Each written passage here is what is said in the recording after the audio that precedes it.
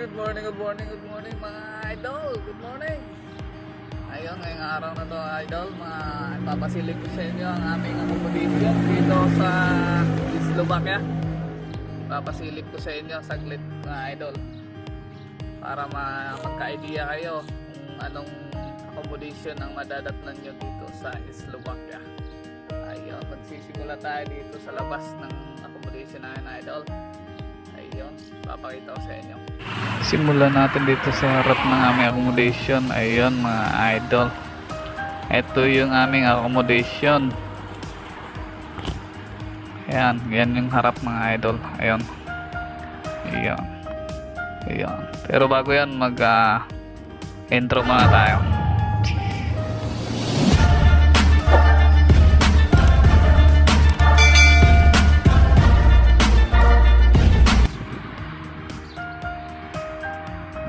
Iyon, ayun na. Ayan yung harap ng accommodation namin.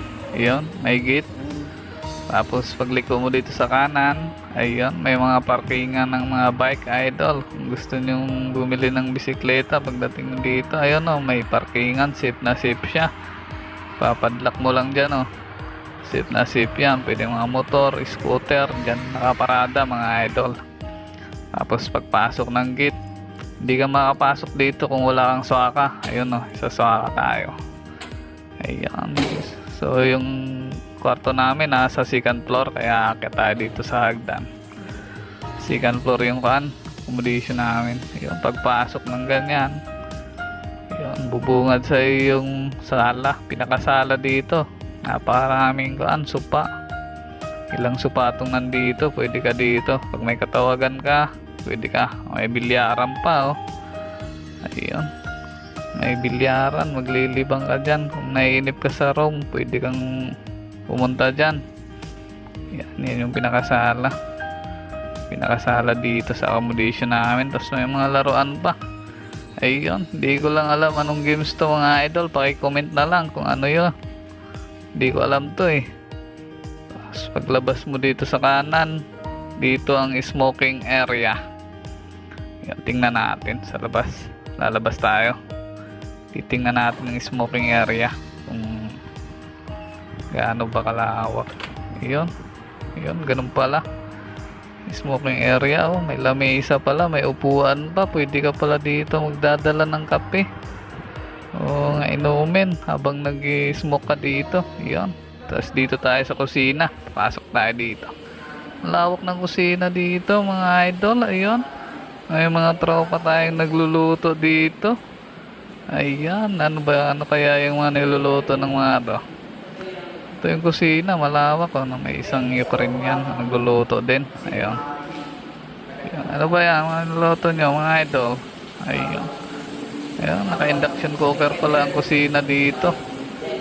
Bali merong 8 induction cooker ang meron dito sa kusina namin mga idol.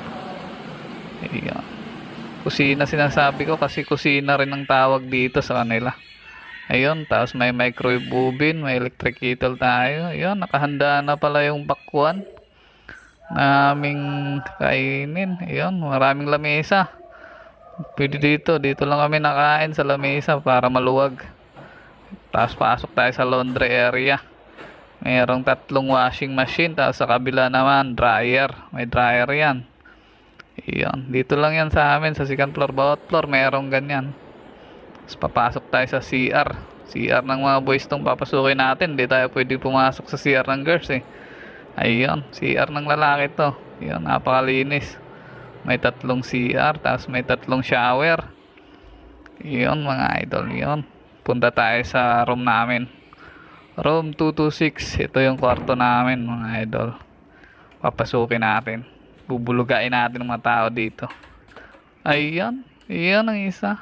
Nanonood ng TikTok. Ayan isa. 2 tulog. Ayan yung bed ko. Hindi ko pa pala natupi yung kumot. Ayan. Ayan yung kwarto namin. Medyo magulo pa kasi bagong dating lang kami. Tingnan natin aparador ko. Ayan. Kita niyo yan. Dala-dala ko pa helmet dito sa Slovakia. May helmet pa. Yung sa atin lang bubuksan natin. Hindi natin buksan sa kanila. Baka magalit yung mga kasama. Ayan. Titingnan natin. Oh, may rip din dito. May rice cooker. Dala namin yung rice cooker. Bubuksan natin ang rep. Tingnan natin kung anong laman. Ayun, may itlog. Yun, medyo wala pa masyadong laman. Kasi kakarating lang namin. Siyempre, wala pa kaming pera. Ayun, magulo pa yung lamesa. Kakain lang kasi namin dyan. May TV. Pre-Netflix dito. Sa awa ka sa pamanood. Ayun, yun lang mga idol. Like,